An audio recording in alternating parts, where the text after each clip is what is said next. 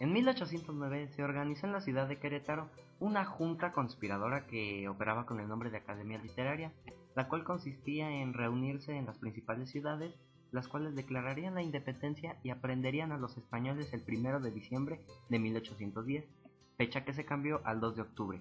Allende y Aldama encabezaban el movimiento e invitaron a Miguel Hidalgo y Costilla, el cura de Dolores, a participar en las juntas y ponerse al frente.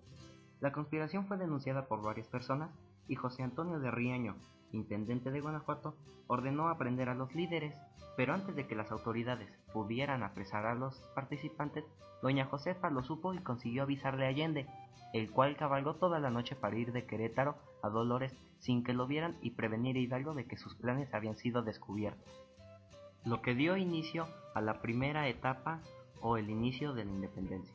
Hidalgo y Allende adelantaron la fecha en que debían de levantarse en armas y de inmediato, en la madrugada del domingo de 16 de septiembre, Hidalgo mandó a tocar las campanas de la iglesia para reunir a la gente y les recordó las injusticias que sufrían y los animó a luchar contra el mal gobierno. Sus palabras inflamaron los corazones de los habitantes de Dolores y los convirtieron en insurgentes.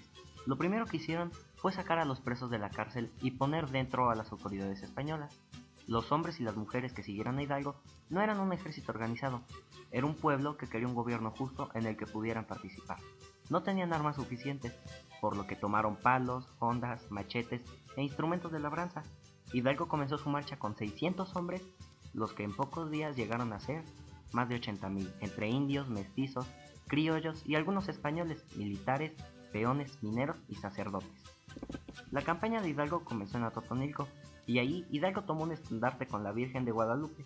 Cuando los insurgentes llegaron a Guanajuato, el intendente quiso defender la ciudad y se encerró junto con los españoles ricos en la Alhóndiga de Granaditas.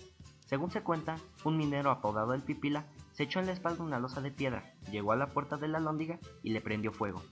La tropa tomó el edificio, mató a sus ocupantes y sacó la ciudad, hecho que Hidalgo y Allende no pudieron evitar. Días después, siguieron a Valladolid, que se rindió sin luchar, pues sus habitantes estaban atemorizados por lo que había sucedido en Guanajuato. Cerca de Valladolid, José María Morelos fue a hablar con Hidalgo, quien había sido su maestro. Este le encargó que se levantase en armas al sur de Nueva España y se apoderara de Acapulco, en el punto más atractivo del Pacífico. Dominar un puerto era importante para comunicarse con el exterior. Después, Hidalgo tomó Zitácuaro y Toluca y avanzó hacia la Ciudad de México. En las cercanías de la capital, en la batalla del Monte de las Cruces, logró una victoria total contra el ejército realista de los españoles. Tras ese triunfo, Allende propuso que fuera sobre la capital, pero Hidalgo no quiso. Tal vez consideró que no tenían hombres ni armas suficientes, o tal vez temió que la ciudad fuera saqueada como en Guanajuato. El caso es que prefirió regresar a Valladolid. Desalentado por esa decisión, muchos de sus seguidores abandonaron el ejército. Poco después, los insurgentes fueron atacados por el general Callejas en Aculco, en el hoy Estado de México, y sufrieron una terrible derrota. Quedaron casi aniquilados y perdieron muchas armas y provisiones. Hidalgo se retiró a Guadalajara, donde suprimió la esclavitud y los tributos. Mientras tanto, en otras partes del país habían estallado revueltas que seguían su ejemplo.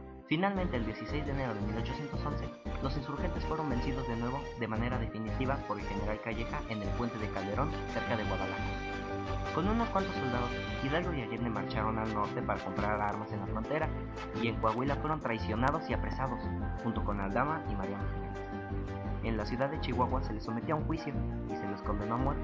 Hidalgo fue ejecutado el 30 de julio de 1811. Su cabeza y la de Allende, Aldama y Jiménez fueron puestas en jaulas de hierro en las esquinas de la Alhóndiga, en Guanajuato, como advertencia a la población. Y a la muerte de Hidalgo se dio inicio a la segunda etapa, la organización, donde su principal exponente fue José María Morelos y Pavón, que surgió como representante de las clases explotadas de la población novohispana.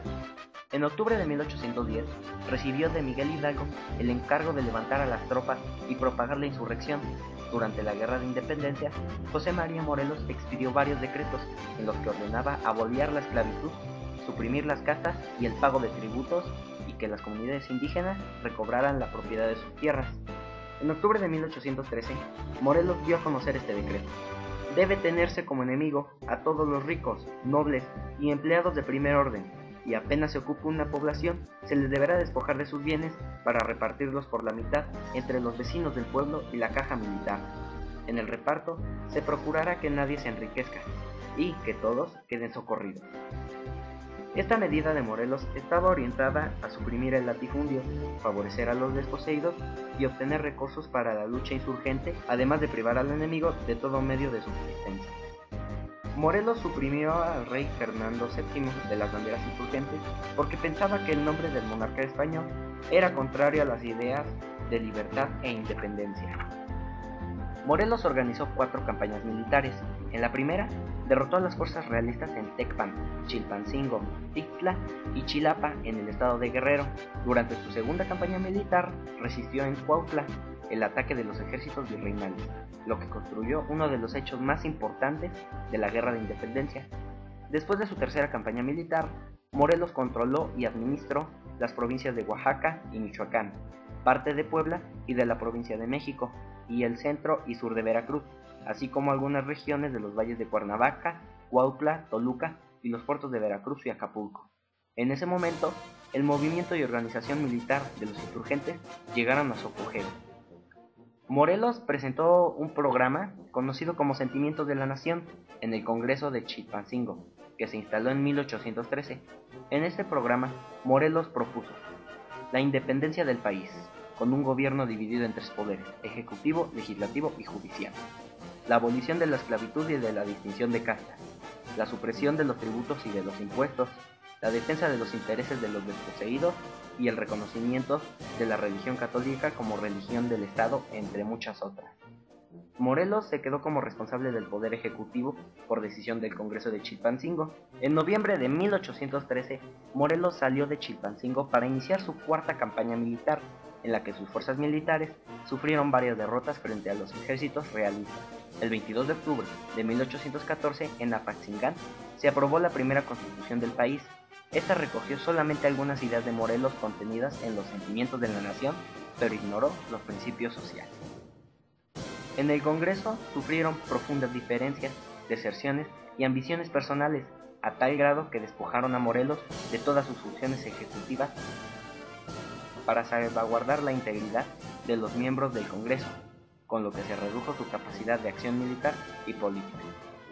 El 5 de noviembre de 1815, después de poner a salvo a los diputados del Congreso, Morelos cayó preso en la población de Temalaca, actualmente municipio de Atecango del Río, en el estado de Guerrero. Fue fusilado el 22 de diciembre de 1815 en San Cristóbal, Ecatepec, Estado de México, hecho que dio origen a la etapa de resistencia de la Guerra de Independencia, la cual se caracterizó por una lucha de tipo defensivo o de resistencia, en la que predominó la guerra de guerrilla. En septiembre de 1816, Juan Ruiz de Apodaca, al frente del gobierno virreinal, adoptó una nueva estrategia para contrarrestar el movimiento insurgente. Combinó las acciones armadas con el ofrecimiento de indulto a los jefes rebeldes que abandonaran la lucha. Algunos aceptaron el ofrecimiento y dejaron la lucha. También a Vicente Guerrero, por medio de su padre, le propusieron un indulto especial que le daría honores y recompensas, pero lo rechazó y mantuvo encendida la llama de la lucha de independencia. En abril de 1817, Francisco Javier Mina, militar español de ideas liberales, desterrado de su patria por luchar contra el absolutismo de Fernando VII, llegó a Nueva España para participar en el movimiento insurgente. Mina participó en varias campañas por los estados de Zacatecas, San Luis, Guanajuato, y al lado del insurgente Pedro Moreno. Obtuvo varias victorias sobre ejércitos realistas. Mina fue sorprendido y apresado en el rancho del Venadito y después fue fusilado en las faldas del Fuerte de los Remedios el 11 de noviembre de 1817. El movimiento insurgente casi se extinguió con la muerte de Mina, pero persistieron en la lucha contra ejércitos españoles Vicente Guerrero y Pedro Asencio, que resistían la ofensiva de los realistas en las montañas del sur del país. A partir de septiembre de 1818, Guerrero consiguió varios triunfos sobre las tropas virreinales, lo que dio inicio al fin de la independencia. Algunos españoles y criollos ricos habían estado en contra de Hidalgo y Morelos y en contra de las Cortes de Cádiz. Sin embargo, ellos creyeron que había llegado el momento en que Nueva España se independizaría. No estaban de acuerdo con las ideas de igualdad y de soberanía popular, y les interesaba mucho mejorar las condiciones en que vivía la gente. pero no querían obedecer la Constitución de Cádiz, que en España acababa de ser puesta nuevamente en vigor, así que decidieron apoyar la independencia. Si la Nueva España se hacía independiente, ellos podrían controlar la situación y mantener sus privilegios. Ahora fueron los criollos ricos y los españoles quienes empezaron a conspirar. En estas reuniones se decidieron por la independencia, pero antes necesitaban pacificar el virreinato. Para conseguirlo, lograron que el virrey enviara al coronel criollo Agustín Iturbide a combatir contra Vicente Guerrero. Iturbide intentó derrotar a Guerrero, pero el insurgente conocía tan bien las serranías del sur que no hubo manera de vencerlo. El virrey convenció al padre de Guerrero de que le ofreciera el perdón a su hijo y le pidiera que dejase la lucha. El caudillo contestó: "La patria es primero". En enero de 1821, Iturbide escribió a Guerrero pidiéndole que se reunieran para hablar sobre la independencia. Lo hicieron primero en Acatempan y después en Iguala, donde Guerrero aceptó apoyar a Iturbide, pues con eso ya no habría obstáculos para alcanzar la libertad de la nación. A los dos les interesaba completar la independencia. Guerrero era el continuador de los movimientos iniciados por Hidalgo y por Morelos. Iturbide representaba los intereses de los criollos ricos y de los propios españoles que vivían en América y no querían ya depender de España.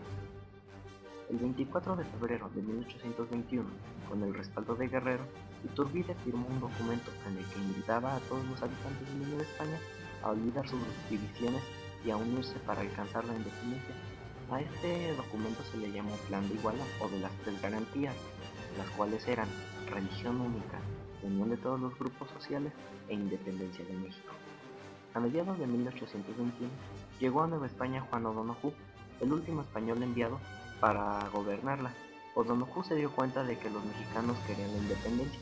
Convencido de que no podía gobernar y de que era imposible cambiar lo que se había avanzado para la liberación del país, O'Donojú firmó con Iturbide los tratados de Córdoba, mediante los cuales reconoció la independencia de México. El 27 de septiembre de 1821, al frente del ejército trigarante de las Tres Garantías, Iturbide entró triunfante en la Ciudad de México. Todo el país celebró la consumación de la independencia. La rebelión que había comenzado en 1810 terminaba por fin. La nueva nación comenzaba su propia vida. Todos insistían en las riquezas de México y le profetizaban una vida esplendorosa. Pocos se daban cuenta de que la guerra lo había empobrecido. Faltaban caminos y había grandes territorios deshabitados.